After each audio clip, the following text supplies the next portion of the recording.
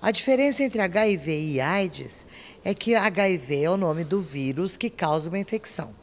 A pessoa infectada pelo HIV, ela pode levar muitos anos sem apresentar nenhum sintoma. Quando os sintomas surgem, eles surgem é uma síndrome, chama síndrome, porque não é uma doença que você vai ter. As pessoas podem ter sarcoma de Kaposi, que é um tipo de um tumor que dá na pele, pode ter infecção oportunista, podem começar a ter sapinho na boca, né? Que é candidíase, que é típico de quem tem a imunidade baixa, que é uma consequência da infecção pelo HIV. O HIV, ele basicamente destrói o sistema imunológico da pessoa, propiciando que ela adquira infecções que um indivíduo saudável, que o indivíduo que não tem a infecção pelo HIV não desenvolveria.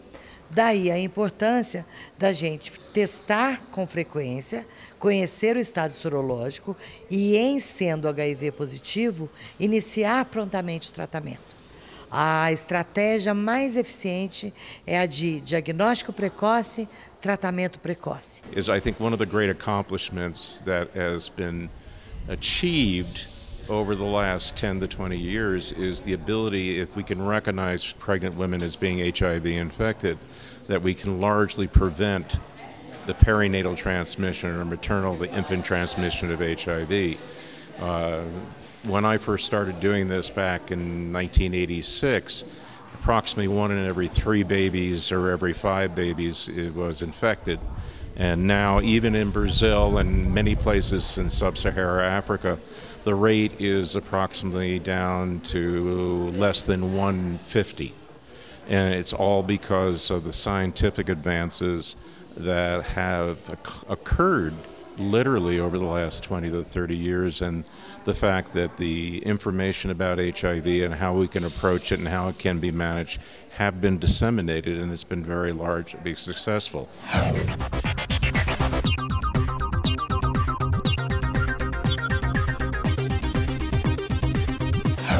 A gente sabe hoje que se fizer o início do tratamento já desde o início da gestação, a taxa de transmissão pode chegar a menos de 1%.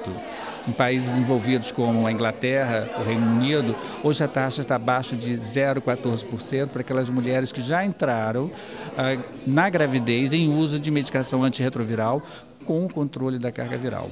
Well, what we're doing in South Florida right now is that it's part and parcel of prenatal care. That at the time that a mother comes in for her first prenatal visit, she undergoes a battery of tests, including HIV. Because of the prevalence of HIV in the Miami-Dade area, we're actually doing it. If she comes in the first trimester, the first third of pregnancy, she will be tested then, and even if she's negative, she will be tested 2 more times during the second and close to the time that she gives birth, because unfortunately we have seen women that while they may be negative initially, will turn up positive on the second or the third one. And it's because of such close scrutiny that we've been able to identify a high percentage of mothers who are HIV infected. And once they're identified, they're placed on medication to lower the viral load. And we do know that if we can get the viral load down to as low as possible, the chances of blocking vertical transmission are very high. É muito triste, em 2017, a gente ainda assistir bebês sendo contaminados, nascerem com doenças que deixam sequelas, doenças algumas incuráveis, sendo que a ferramenta de prevenção da transmissão da mãe para o filho está aí. Um homem infectado, uma mulher não, que queira engravidar, faz o tratamento do esperma, né, em laboratórios específicos, e depois faz a inoculação. Agora existem também os métodos naturais, que existe algum risco que é esse, que ele começa a tomar medicação, fica com carga viral indetectável, ela faz a medicação também e aí engravida. O autoteste, ele te dá essa liberdade de escolher fazer o seu teste quando você quiser, na sua intimidade, sem ter que compartilhar esse desejo, sem ter que se expor diante de ninguém.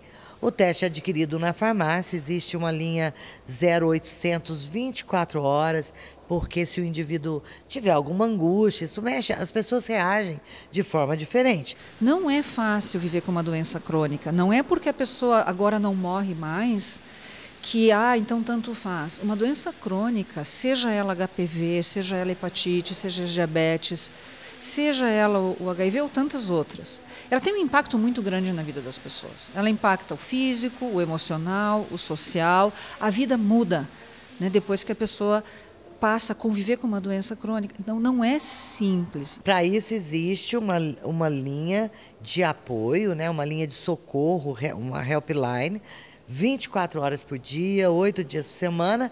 Você compra seu teste, você quer algum esclarecimento, você telefona, você faz seu teste. Se der reagente, mantenha a serenidade, procure um serviço de saúde para fazer o teste da maneira que a legislação prevê. Se o resultado for não reagente, mas você tem consciência de que você teve um contato de risco, a primeira coisa que você tem que pensar é se você esperou o período necessário para poder fazer o teste. Às vezes, na ansiedade, o indivíduo compra o teste na farmácia uma semana depois do contato de risco. O teste vai dar falso não reagente. Então, tem que esperar no mínimo 30 dias para fazer o teste. Se deu não reagente, mas a pessoa continua preocupada, ela repete 30 dias depois. Então, eu creio que os jovens, mas também as mulheres um pouco mais velhas, que estão em relacionamentos estáveis ou que se separam, que se divorciam, as pessoas de mais idade, que hoje em dia, né, ter 60 anos não é sinônimo de se esconder dentro de casa, não, as pessoas de 60, 65, 70 estão vivendo, estão indo a festas, estão começando novos relacionamentos. Então, não há idade para isso, não há idade para a gente pensar como é que eu posso viver minha vida, aproveitar minha vida, ser feliz, ter os relacionamentos que eu quero ter, mas ao mesmo tempo preservar a minha saúde, potencializar meus espaços e minhas relações. First started doing this in the 80s or even in the 90s, that instead of having to give many medications in one day, a handful of medications, we now can, if we convince the patient of taking the medication and being 100% compliant, that we can use one pill once a day. And that if they keep their viral load down and are adherent with taking the medications, that they can lead a normal life. The lifespan can be normal. They can do everything. They can get married. They can have children. Obviously, it's a little bit more problematic, but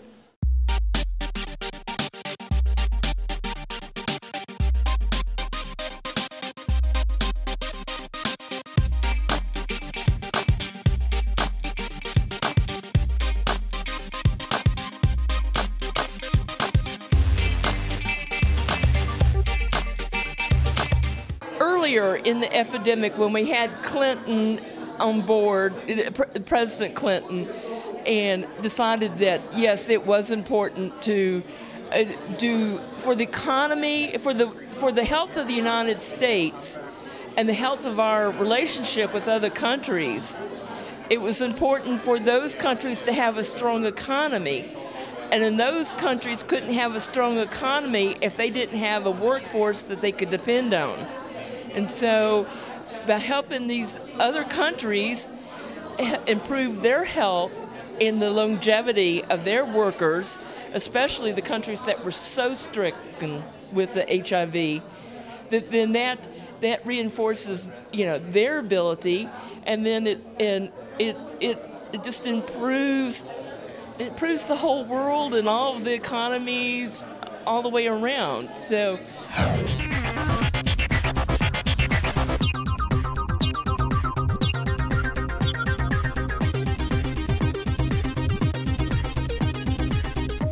Os americanos da academia, como regra geral, são pessoas que entendem que a ciência não pode ter fronteiras. Que tem, quanto mais gente de formação diversa, de cultura diversa, melhor, porque você começa a enxergar a realidade sob outros ângulos. Então, na academia, a academia americana é, antes de tudo, democrática. Essas coisas que a gente vê nos Estados Unidos, de racismo, isso não atinge a academia. Os cientistas têm uma ideia de que a ciência não pode ter fronteira, lá e aqui também. Essa coisa de que às vezes no Brasil você via, não ouvia no passado, não vê hoje, as pessoas dizendo, não, trouxeram um americano para trabalhar no laboratório, ou um francês. Isso não pode existir, você não pode analisar e não pode procurar o progresso científico com reserva de mercado, não pode ser assim de jeito nenhum. Now there's still a lot to do. And hopefully we'll be able to continue given the large gests of the various governments, the Brazilian government, the U.S. government, the NIH, and various funding agencies around the world, that we can continue to have further success. Is that I was in Malawi in 2003, and there was this one road between these two clinics, and all the furniture makers were on that, had their businesses along that road. And when I went down through there, they were all selling coffins. And then after that, we had the PEPFAR program, where the United States helped support getting HIV, the antiretrovirals, to people in Southern Africa. And so when I went back in 2010 and went down that same road, the furniture makers were still there, but they were selling couches and chairs and tables and bunk beds. They were planning for a future. They were looking to having families and having children and having a life. And that just made, it was such, how drugs could help them now, have a growing, thriving, healthy families and communities. No início da epidemia do HIV/AIDS, houve um susto muito grande por parte da sociedade, uma associação com comportamentos tidos como desviantes, e isso prejudicou muito as pessoas, né, que acabavam infectadas pelo vírus, porque só fez aumentar o preconceito, a discriminação, né? Então as pessoas sentiam muita vergonha, tinham muito medo dessa doença. Claro que no início também não existia medicação apropriada, então era uma situação muito assustadora do ponto de vista de saúde também para a pessoa que acabava se infectando. Mudou muito, a medicina oferece hoje recursos maravilhosos, as pessoas vivem anos, né, bem, muito bem, têm uma vida normal, desde que sigam o tratamento indicado, né, que o nosso país oferece gratuitamente para todos. Hepatite B e C também tem testes rápidos, resultados saem em cerca de 20 minutos, esses testes são gratuitos nos serviços do SUS, então é muito importante as pessoas que... Aí temos que separar. Hepatite B, toda gestante deve fazer, mas acima de tudo, todas as pessoas têm que tomar a vacina de hepatite B. É uma vacina simples, sem efeito colateral, que protege e a gente vai poder eliminar a hepatite B se todos os cidadãos e cidadãs, inclusive crianças, porque no calendário de vacinação, bebês recém-nascidos são vacinados para hepatite B, a gente consegue pensar e sonhar com a eliminação da hepatite B, que é uma doença grave, que pode levar a câncer de fígado, etc. As mulheres, às vezes, não se sentem fortes o suficiente para negociar o uso de camisinha, e isso acontece entre jovens, entre mulheres casadas, entre mulheres mais velhas também. Às vezes é muito difícil introduzir o uso da camisinha dentro de um casamento, porque isso pode levantar dúvidas em relação, né, à fidelidade ou não, mas é muito importante que as mulheres pudessem conversar sobre isso com seus parceiros. A gente vê também mulheres jovens, assim, que às vezes estão namorando há 6 meses e já se consideram num relacionamento estável e daí já fazem o abandono do uso da camisinha, o que é bem complicado. A mulher, ela é um pouco mais suscetível à infecção pelo HIV pela própria anatomia da mulher. Então é relativamente mais fácil que a mulher contraia do que o homem, né, em relações heterossexuais, então ela é mais suscetível. Então eu acho que isso é verdadeiro para o HIV, mas também para outras doenças sexualmente transmissíveis que a gente não pode esquecer. Hepatite C é um teste a ser ofertado por pessoas acima de 40, 42 anos e para jovens ou pessoas de qualquer idade que façam piercing, tatuagem, sem utilizar material descartável. Né? Usem droga injetável, existe registro de transmissão de hepatite C em consultórios dentários que os instrumentos não foram corretamente esterilizados, e também, muito importante, para nós mulheres que fazemos as unhas, cada uma ter o seu alicate de unha. Olha, o problema de acesso à medicação é seríssimo. Eu sou oncologista, né? Os remédios para câncer que surgem agora surgem a um preço absolutamente imoral. E isso é uma situação que o mundo está enfrentando e que vai depender de uma solução internacional, mas vai depender também de ações locais. Por exemplo, quando surgiram os medicamentos para AIDS, eles eram caríssimos. O governo brasileiro o que fez?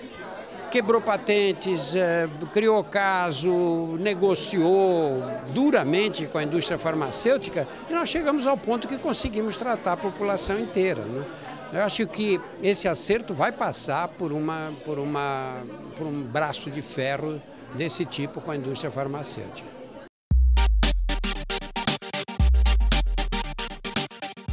Nos Estados Unidos, quando surgiu o Sofosbuvir, saiu no New York Times uma matéria na primeira página que dizia $1,000 pill, quer dizer, um comprimido de $1.000, porque eram 90 comprimidos o tratamento, um por dia, e custava $84 mil. A Índia disse que ia quebrar a patente. Eles foram lá, tentaram negociar, sabe por quanto eles ofereceram? O medicamento que custava $84 mil nos Estados Unidos por $800 para a Índia. E os indianos não aceitaram. Estão fabricando o Sofosbuvir por $300 e poucos, entende? Quer dizer, nós estamos numa situação limite nessa área que eu acho que vai terminar no enfrentamento.